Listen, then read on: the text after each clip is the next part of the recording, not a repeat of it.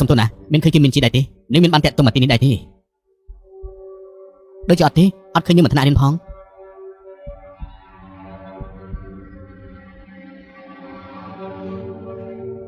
លោកគឺមិនអូឯកាលពីម្សិលមិញបានជួបមានជីដែរទេ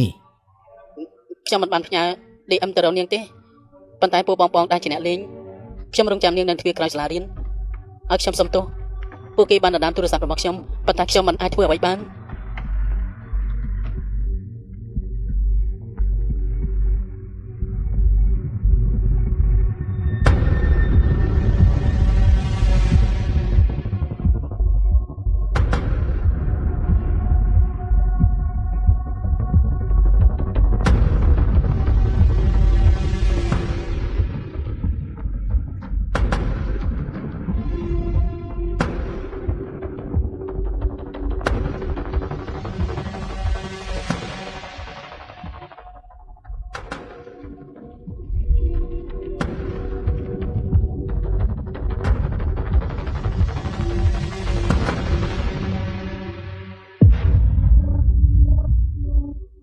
លោកចិញ្ចឹមកូនយ៉ាងម៉េចទៅនាងទៅជាបែបនេះហ៎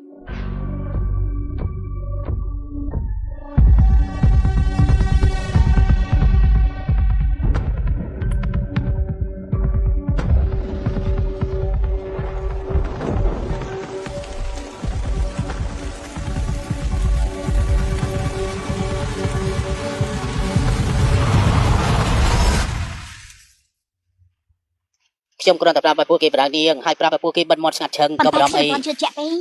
ហើយជឿចិត្តខ្ញុំទៅហើយនិយាយរីនាងក៏ដឹងដែរថាខ្ញុំមិនបែរជាអ្នកលេងធម្មតាទេសម្អាតរៀបរយហើយសុំវិទ្យាក៏ជួយខាងនាងដែរបើសិនជាមានអ្នកណាប្តឹងពេលនេះប្រហែលជាមានរឿងដល់លីបាត់ហើយគ្មានអ្នកណាប្តឹងទេខ្ញុំសុំសួរវិញតាញ់អីអាចក្រៃយកខ្ញុំភ័យស្ទើរស្លាប់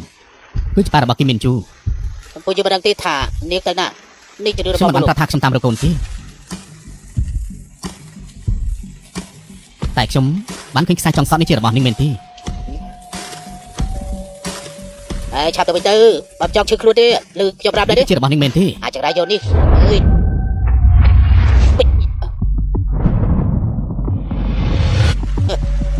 ថ្ងៃនេះឯងស្លាប់ខាតទេឯងចាប់មើលទៅខ្ញុំសួរជាលើកចុងក្រោយ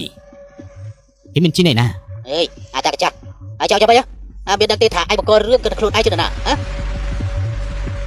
ជាមនុស្សពិសេសបែបទេហ៎